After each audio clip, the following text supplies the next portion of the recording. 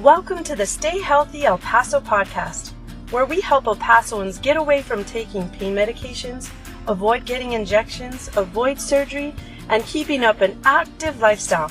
This podcast is presented to you by Dr. David Midoff, expert physical therapist and owner of El Paso Manual Physical Therapy. It is our goal and intentions to provide you with valuable tips and insights from experts in the El Paso area so you too can stay healthy, fit, and energized. Now here's your host, Dr. David. Hey El Paso, welcome to the Stay Healthy El Paso podcast. I'm your host, Dr. David Midoff, physical therapist and the owner of El Paso Manual Physical Therapy. Our topic today is going to be about knee arthritis. Specifically, we're going to figure out what it is and what can be done about it. Now, these are questions we get in the clinic all the time. People come in with x-rays, sometimes MRIs, and they've been told by a doctor or they've read their own x-ray report and they found out that it says the dreaded words knee arthritis on there, osteoarthritis specifically. So let's talk about what is knee arthritis. We're going to answer these questions today. What is knee arthritis? How does knee arthritis happen? What types of treatment do people do for knee arthritis? And how much can I improve my knee arthritis? Is it possible to be normal? So let's get going with the first question. What is knee arthritis? Arthritis is actually, it's kind of a misnomer. It's there's different types of arthritis. The most common by far is osteoarthritis. And so we're going to assume that that's what we're talking about. Now, I'm not a specialist in other types of arthritis like rheumatoid arthritis, psoriatic arthritis. There's other types as well. Those are the types of arthritis that you want to see a rheumatologist for. You probably will need to get a different kind of treatment than what we can offer. It's definitely not mainstream. It's its own specialty. So for the sake of knee arthritis in this podcast episode, we are talking about osteoarthritis. But I'm going to say arthritis a lot just because I know that's what most people say. They say, oh, it's my knee arthritis. Hardly anybody in the general public says osteoarthritis.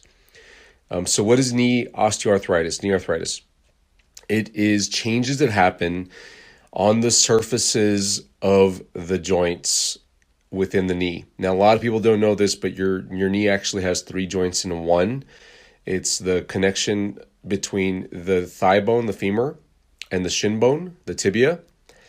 That's one. And then there's a connection between the kneecap, also known as the patella, and where it interfaces with the femur, the end of the thigh bone. So that's a patellofemoral joint. And then you've got a joint kind of off to the side that people don't typically think about as being part of the knee, but it is. It's called the Tibiofibular Joint. So that's you have two bones in your lower leg, a tibia and fibula, and they connect in two spots to each other. Down at the ankle is one, they make up the ankle joint, and then up at the knee, they connect as well. And in some people that can be a little problematic, but that's a less seen injury. And for the sake of arthritis, we're going to focus on the kneecap and the femur, the thigh bone, and the tibia and the femur as well. So knee arthritis is when the surfaces of the kneecap, the backside of the kneecap, and the surfaces of the thigh bone on the end of the thigh bone where it's at your knee, and then also on the top of the shin bone, when those surfaces begin to change over time. And when I say time, I'm talking about years, even decades. They change and they decrease congruency, so how well they fit together. The surfaces are aligned with cartilage. Cartilage is important because it's a really smooth tissue and it eliminates friction. It reduces friction tremendously inside of a joint so that your bones can move on each other without popping, grinding, or clicking. And if you've got trouble with your cartilage, then it tends to lose its smoothness, its hydration as well. We'll talk about that in a second. And how easy the joint moves. And that's why you might get popping and cracking inside the knee joint if you've got arthritis type problems. Now, arthritis is not a disease, if you will. It's not like something that you catch, like a cold or an infection. I just want to clear that up. Some people might be like, well, duh, I know, but some people might not know, and I want to just clear that up for them. It's something that happens over time as we age and as we use our bodies more. Now, I said as we age, but I just want to make it clear that you can be older, you can be elderly, you can be into your 50s, 60s, 70s, 80s, and beyond, and still have fantastic knee health despite your x-ray showing that you have arthritis. Let me say that again.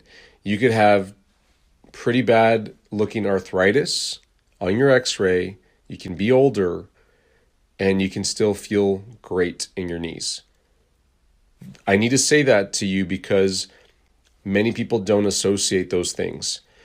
The proper way to think about arthritis, knee osteoarthritis, is it's a normal part of aging. Just like we get gray hairs and wrinkles on our skin, on the inside of our bodies, our cartilage kind of changes over time in a way that isn't always the best. And the best example that I could give you, if you think about just an old vehicle, maybe it's in great condition.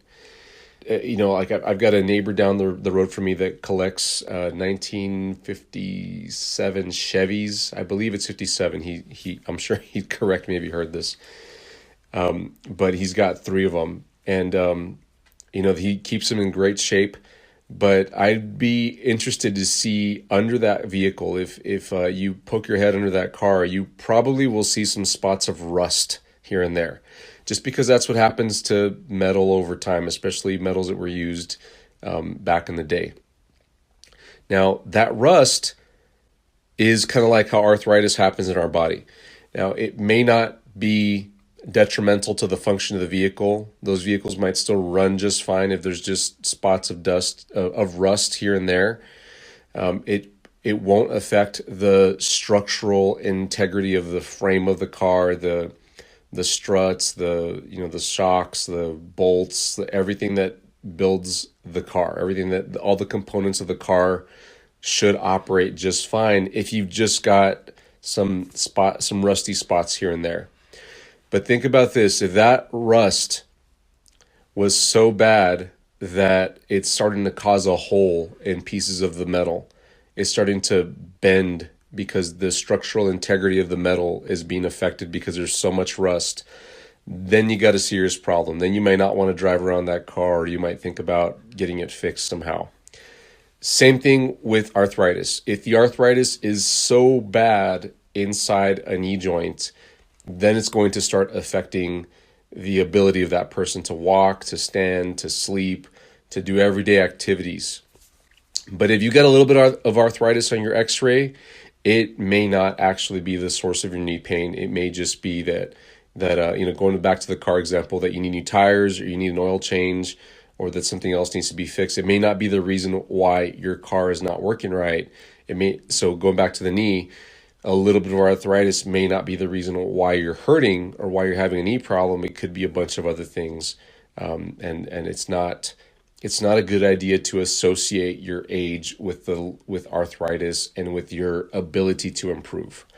So I think that's really important for you out there, because if say you're in your 60s or 70s or older, or even younger, and you've got an x-ray and you found the dreaded words in the report, knee arthritis, or the doctor told you that you're developing knee arthritis. Another thing that people will say, that doctors will say, or x-ray reports, they'll say knee degeneration or degenerative joint disease. And disease is a misnomer. They're actually talking in the medical field about getting rid of that term, degenerative joint disease, because it leads you to think that it's a disease, like something that you catch, or that there's a medicine for that cures it, and that's not the case. It's wear and tear, essentially, on a knee joint. The cool thing about the body, though, that's different from a car, is that it can heal. Our bodies are living tissues, where obviously cars are not. And so if you put the body in the right environment, if you give it exactly what it needs, it should heal. The predominant thinking, though, in the medical field is that once you've got arthritis, is that it only gets worse over time and that it doesn't heal. And if you've got pain, especially knee pain, from this arthritis, then you're only going to get worse. And some doctors will even go so far as to say that, hey, you might need a knee replacement in 5 years or in 10 years or however many years, because that's what they typically see. They typically will see people that come in for knee problems. And, physicians are doing their best. They're helping them out with injections and medications and might make recommendations for surgery. That's what they're trained in. And that's what they're specialists in. And so that's how they think to help you out. And their experience is usually, well, this doesn't get better. Sometimes I even have clients that go to physical therapy or get other sorts of treatment and don't get better.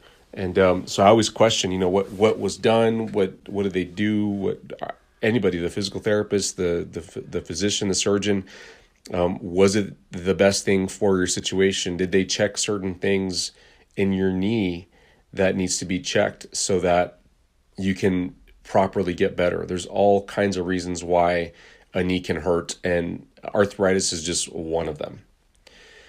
So let's talk about that next. Let's answer the question of, how does knee arthritis happen? How does it progress?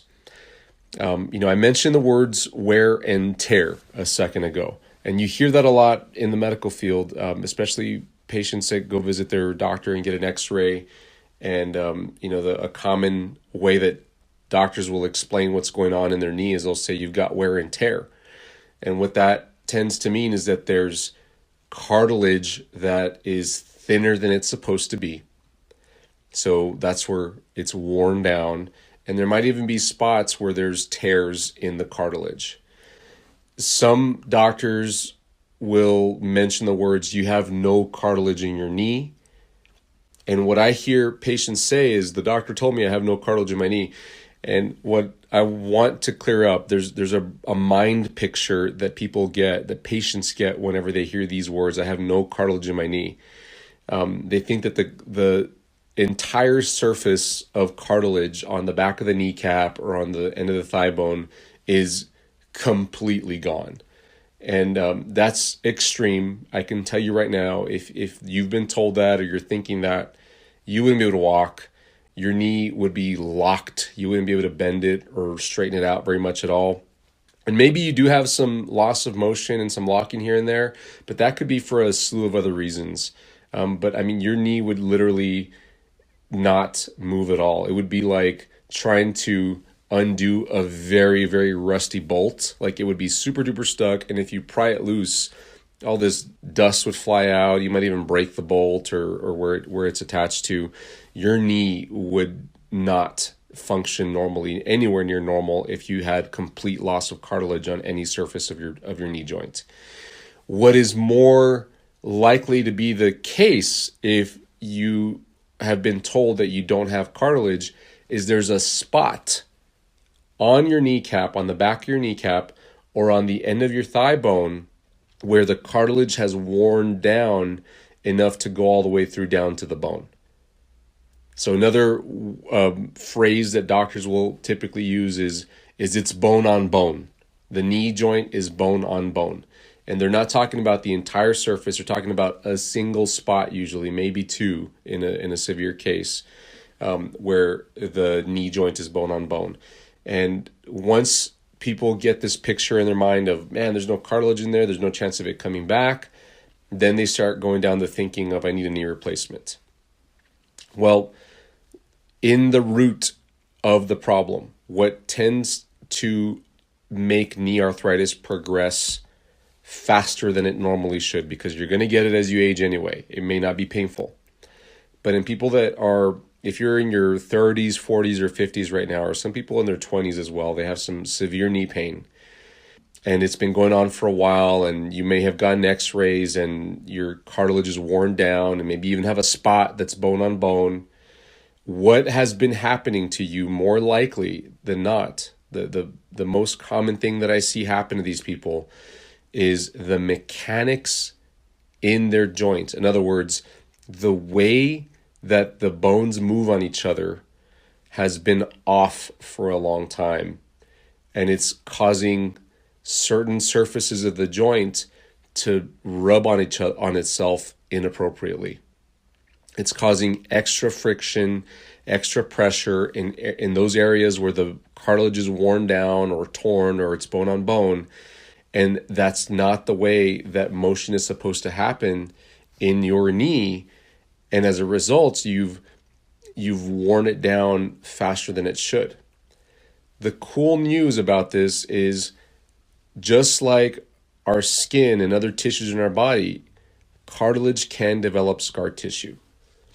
And scar tissue isn't a bad thing. A lot of people get all worked up over having too much scar tissue and it being, you have to break up scar tissue. I hear about that as well. But the reality is that scar tissue, when it's laid appropriately in a tissue, it's about 60 to 70, sometimes even 80 to 90% as strong as the original tissue. And that's pretty darn good. In my opinion, that's way better than getting like stem cells or PRP injections where you're looking at possibly regenerating a small percentage of the tissue. I'd rather have scar tissue all day and fix the original root problem so that I'm not going to wear down my scar tissue as well. So how do you generate scar tissue though? Well, in the kneecap, it's got to heal slowly over time. In the end of the thigh bone, cartilage just comes on very, very slowly. It heals at one of the slowest rates of all the other tissues in the body. So in somebody who's got bad mechanics, this has been going on for a long time, they wear down the cartilage. What I often find, if we're talking about the kneecap on the thigh bone, let's talk about the muscles for a second. The thigh muscles on the front of your thigh, those are called the quadricep muscles, quads for short. People that have long-standing knee arthritis and pain on the front of their knee or deep into the knee, they tend to have very over-dominant quad muscles, very strong quad muscles. I had a client not too long ago that we started seeing for a knee problem, and I asked her this question. I said, she told me she's been exercising and fit for her whole life, and she's in her 50s, so she's kind of young to have a knee arthritis problem. But she's gotten there because she's been so active, playing sports, going to the gym 5 days a week and getting on the treadmill, running. She's convinced that she needs to stay active and healthy so that she can be healthy into her older age, but she's worn through her poor knee cartilage. But I asked her, she does squats in the gym and other leg exercises. I said, when you go do your leg days at the gym, where do you tend to get the most sore from, or where do you tend to feel the muscles work the hardest? And she said, hands down, my quads. I have always worked on my quads. I've always been proud of having big quads, big thighs, strong quad muscles. And then I asked the question, how about the hamstrings? How about the glutes? And I asked her about other muscles, and she said, rarely ever do they get sore. Rarely ever do I work them out. I always get on this machine and do this exercise. I do the leg press. I do these squats. I do this. I do that. And we went through in detail through every exercise she would regularly do, and she confirmed that she always felt her quads work the most. So what I told her and what I discovered in her as I tested everything out in her legs to figure out what the root problem of the knee arthritis was, I told her, you have got some of the most dominant quad muscles I've ever seen. And the evidence is there from what you're telling me that you have worked out your quad muscles way too much and unknowingly have neglected other muscles that should be in balance with the quad muscles. And when those quad muscles are as dominant as yours, what happens in the mechanics at the knee joint, those quad muscles all attach to the kneecap. And so they will shorten. The stronger muscle is, the more it shortens. Just at rest. That's a known fact. So it puts the kneecap against the end of the thigh bone, the femur, harder. Without you even doing anything, the kneecap will be pressed up against the thigh bone.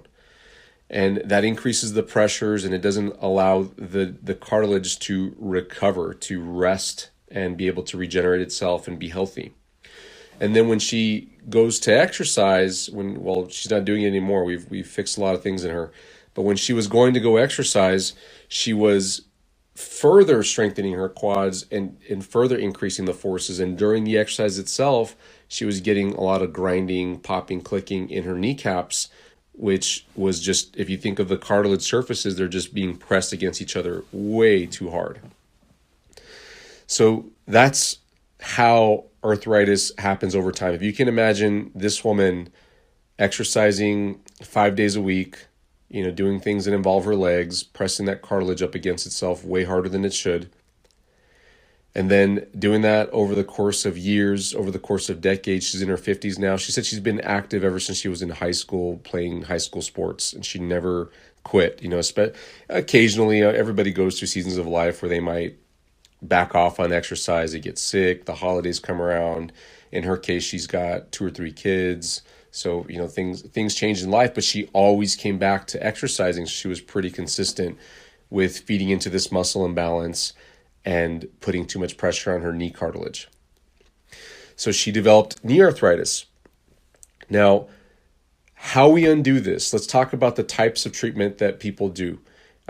First, I'm going to go into the types of treatment that are commonly done, what people tend to encounter first whenever they visit somebody in the medical field, and in our opinion, what I think we can do here in our office at El Paso Manual Physical Therapy to help people for the long term, so that this is getting better for months and years and possibly the rest of your life. The first thing that people will do at home is use some sort of over-the-counter pain medication, Tylenol, ibuprofen. They may rub in what's called an analgesic lotion or gel. So we're talking like Bengay, BioFreeze, Tiger Balm, one of those types of lotions that take away pain.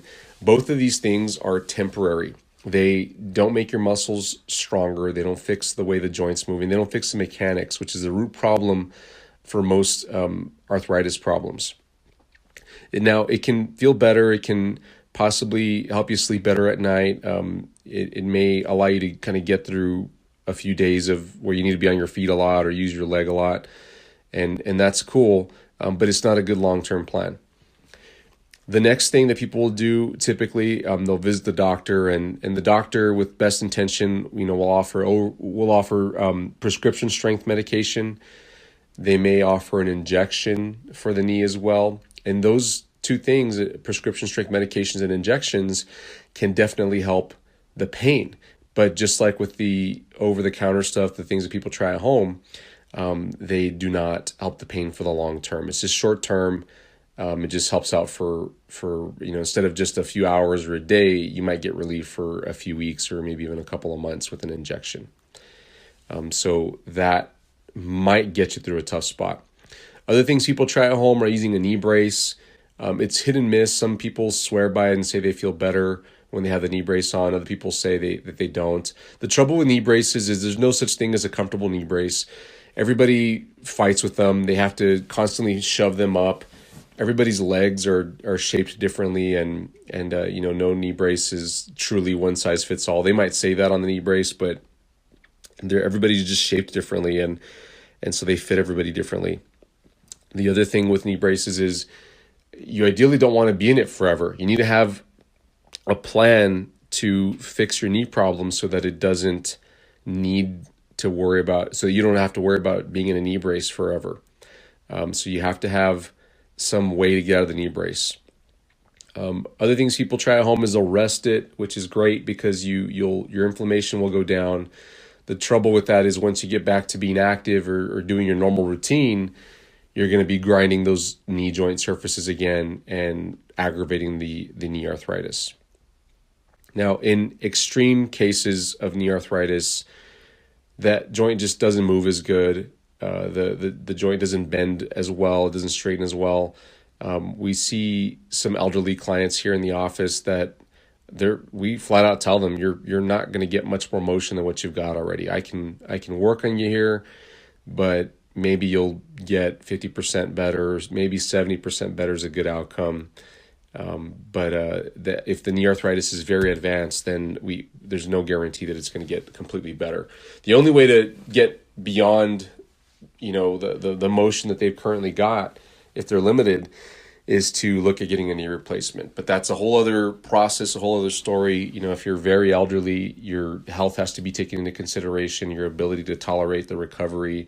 It's a massive surgery if you think about it. Getting a knee replacement, they're literally chopping the end of your thigh off, your thigh bone off, and the top of your shin bone off, and replacing it. They're putting metal parts in there and other parts in there, and they have to deal with your kneecap as well on the front end, and then they have to reattach everything, sew you up, and then you have to begin to learn how to use it and walk on it. And the cool thing about it is that surgery has been refined over time, and if I had to get one at this point in time, I would be confident getting one. I think the surgeons out there do a phenomenal job with it, but that's pretty last resort, and ideally if you can save your knee from getting to that point, your own natural knee is the best thing you want.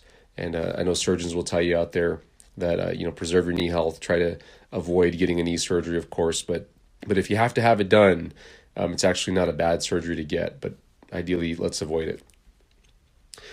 Now let's talk about how much it's possible to improve knee arthritis. Now, depending on the severity of it and how much it's limiting you, you may be able to get quite a bit of improvement. If you're talking about X-ray improvements, like if you're thinking about your X-ray that you got not too long ago, and they said it was moderate or severe, if you were to get an X-ray after doing some treatment, it may not change that much. I think the best scenario you're looking for as far as X-rays improving is that it stays the same, that it doesn't get any worse. The changes that happen occur slowly over time. So you're not looking to have a clear X-ray. What is way more likely to be the case is that you feel better and that you can move better. We see that here in the clinic all the time. So when I first meet a person here in the clinic who's coming in to get help with a knee arthritis problem, after talking to them, figuring out their story, getting all the details that we need, checking them out by hand, feeling their knee joint, looking at muscles, all the stuff that we have to look at, I'll make my recommendation and I'll tell them, hey, realistically, we can get you 90% better, which should be enough to get you back to exercising, doing certain things that don't aggravate it. You'll have to still baby it at times here and there, but that should be enough to allow you to enjoy your life just fine and be with your family, play with your grandkids, be active, be able to travel and be on your feet for a long time, and you'll be fine. In severe cases, then we are telling people, hey, we're looking at a 50% improvement. And those types of patients, usually their doctors have told them that they won't operate on them, that they're too high risk and they can't have a knee replacement done. And so it's this or nothing pretty much. They don't want to be at home stuck taking pain medications all the time.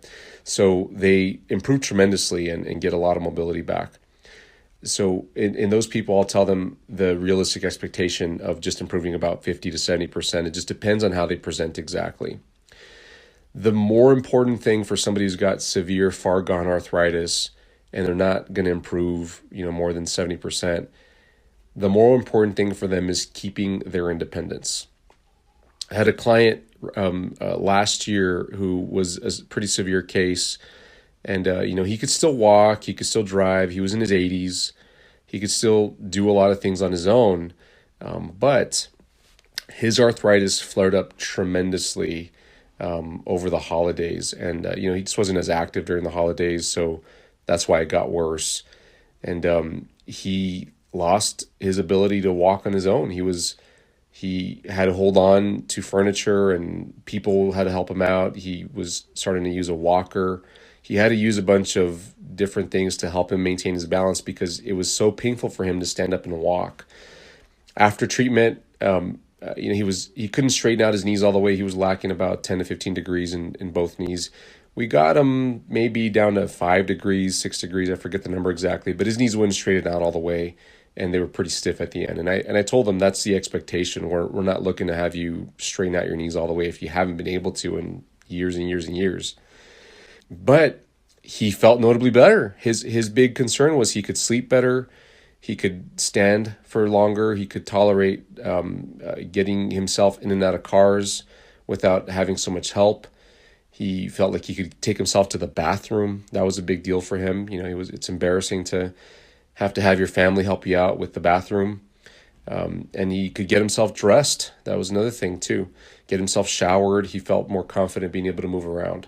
So being able to improve that small percentage, even if you're not looking at getting 100% better because it's not realistic for you, it can mean the world of a difference and keep you in a much happier place where you don't have to rely on family seeing you naked or having to clean you up after using the bathroom.